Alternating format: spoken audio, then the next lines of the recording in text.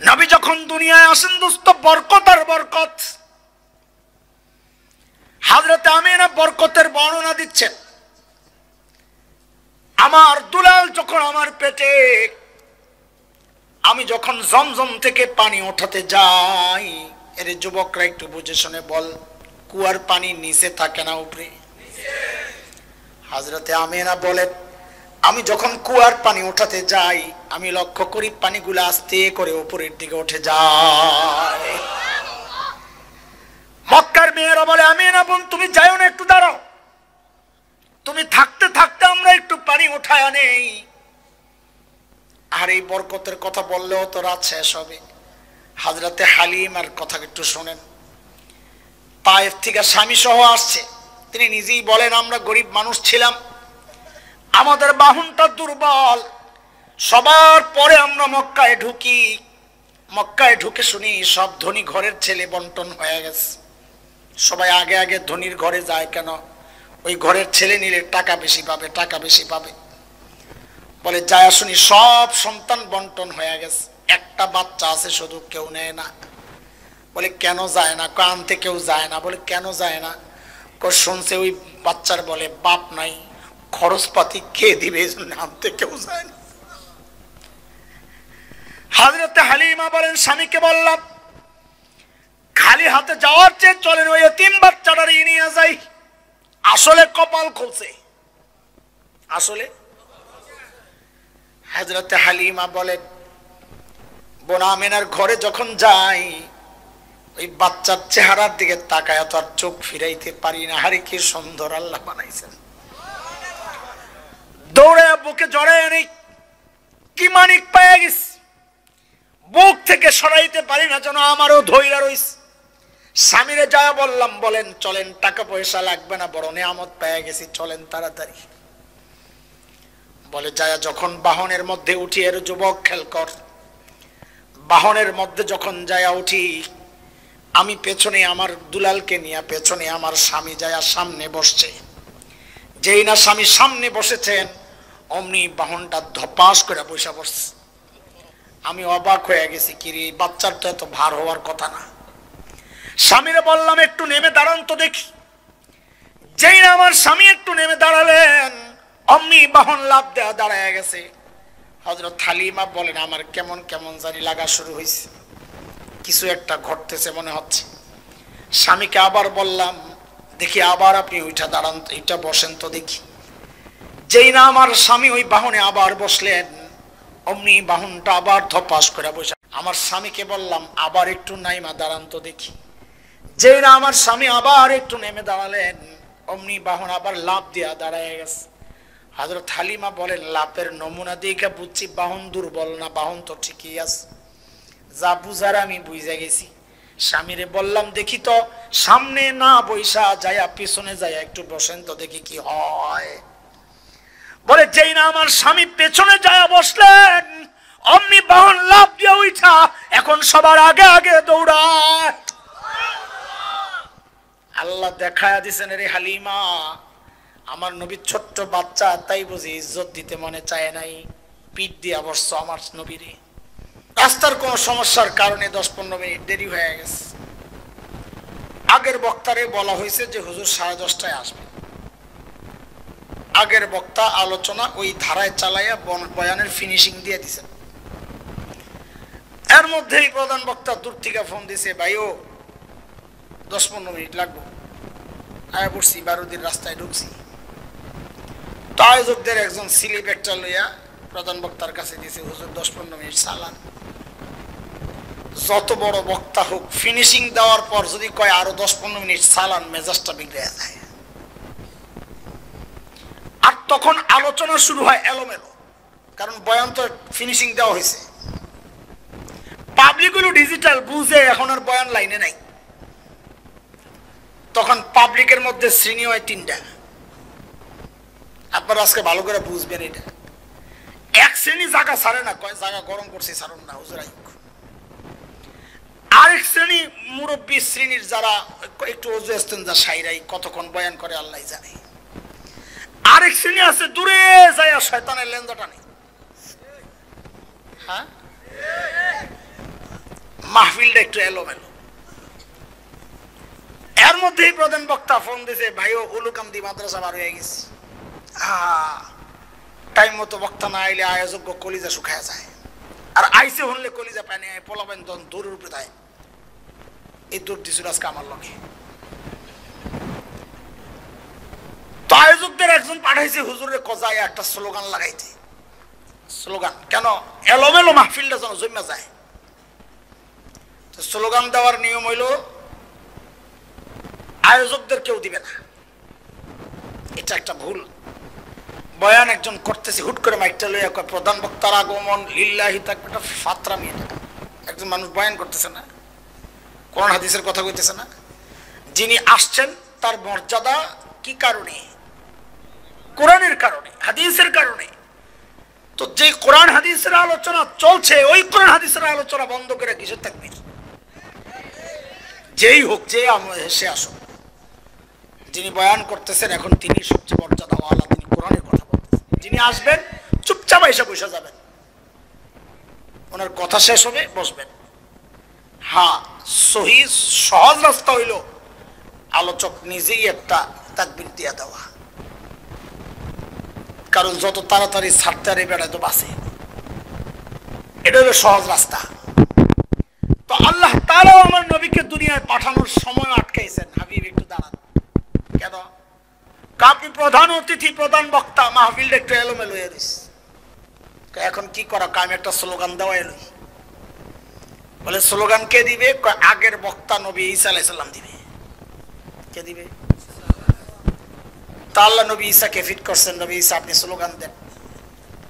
তো নবী ঈসা স্লোগান দিচ্ছেন কোরআনে, সেটা সূরা সফ 28 নম্বর পারা, সূরা সফ 6 নম্বর আয়াত। নবী ঈসার স্লোগান আসছে, আল্লাহ বলতেছেন, নবী ঈসা বলতেছেন, وَإِذْ قَالَ عِيسَى ابْنُ مَرْيَمَ يَا بَنِي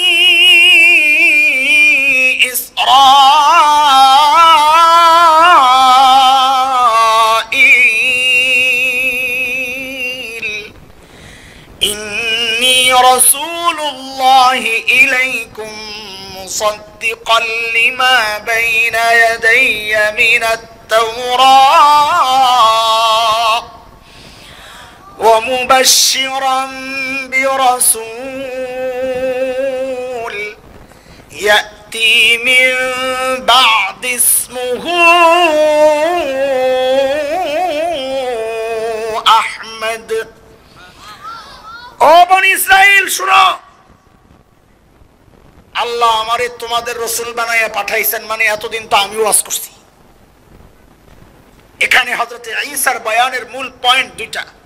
শুনেন শুনেন শুনেন, ওই যে কইছি বয়ানের বিষয়বস্তু ঠিক করুন না, এখন আস্তে আস্তে আগাই, বিষয়টা আগে একটু বুঝালো। কেউ যখন বাচ্চারে নিয়ে হসপিটালে যায়, ডাক্তার যখন বুঝে ওরে ইনজেকশন দেওয়া লাগবে বাচ্চারে, শিশু বিশেষজ্ঞরা মনোবিজ্ঞানী হয়, হওয়া লাগে, ডাক্তারদেরই মনোবিজ্ঞানী হওয়া লাগে, রোগীর মন বোঝা লাগে। তো ধৈর্যই কিন্তু বাচ্চার ইনজেকশন দেয় না, বাচ্চার হাতে একটা চকলেট ধরায়, রে বাবা খা, একটা খেলনা ধরায়, না খেলো। ছোট মানুষ ওই ডিলে ব্যস্ত হয়, ডাক্তার আস্তে আস্তে ইনজেকশন রেডি করে। যেই দেহে মোটামুটি ব্যস্ত হয়েছে, তা আস্তে আস্তে জিজ্ঞেস করে, আব্বু পিঁপড়ার কামড় খাইছো কোনোদিন? জি আঙ্কেল খাইছি। ব্যথা লাগে? অতটা ভাব লইছে না, নাথিং। দেহ তো এমন লাগেনি। তো আস্তে করে ইনজেকশন ঢুকায়। এই যে একটু আগে যে মাস্তানি দেখেছেন, তোর কান্তারে না। আবার যে চকলেট দিছে, খানার ঘুষ দুনিয়ার মধ্যে সবচেয়ে মারাত্মক ঘুষ। চকলেট খাইয়া এখন আর কান্তারে না। তা আমি কিন্তু আপনার ঘরে এখন এই যে নবীর সম্মান শোনাইতেছি না, এটা হলো চকলেট খাওয়াইতেছি।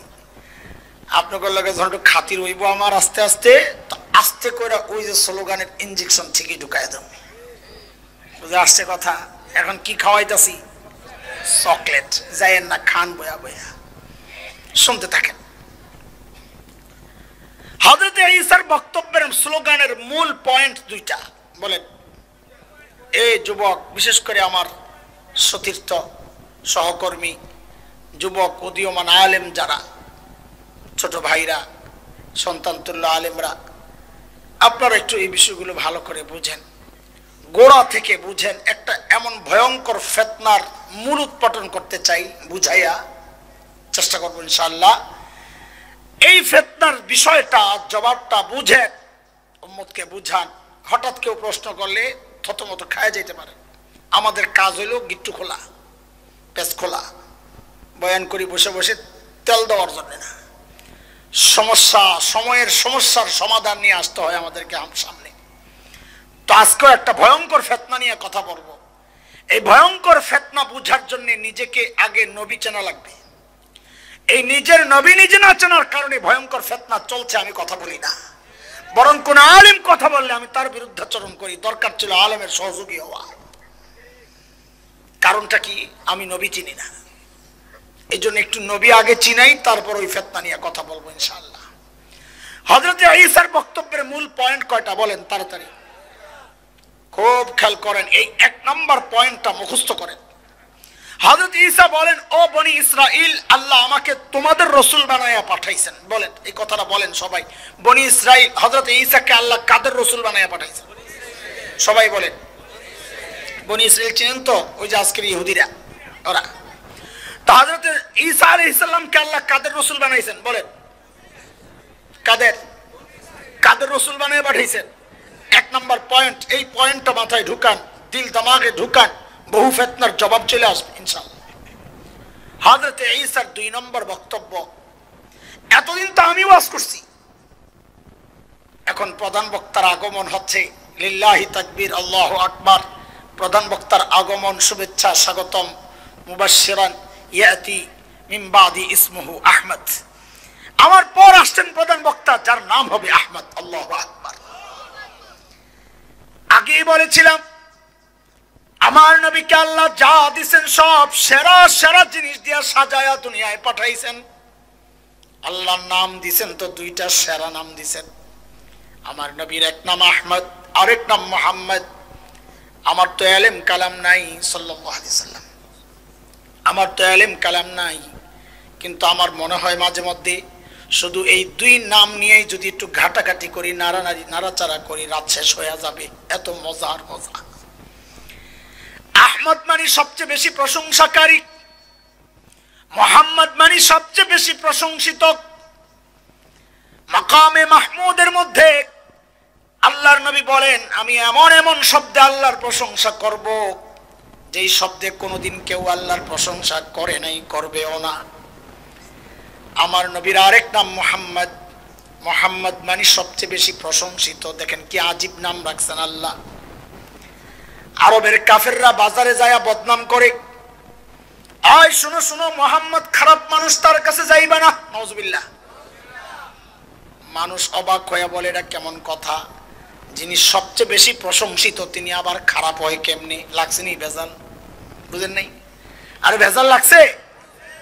এখন বৈঠক বলছে, এই একটা কাম কর রে ভাই, এই নাম পাল্টা, এই নাম দিয়ে তো বদনাম করা যায় না, নতুন নাম প্রস্তাব কর, নতুন নাম। আল্লাহ সারাইছে, বাংলাদেশের কোন পান্ডা ওই মিটিং এ আসিল না। থাকলে কইতো তেতুল হুজুর দিয়ালা কি দিত?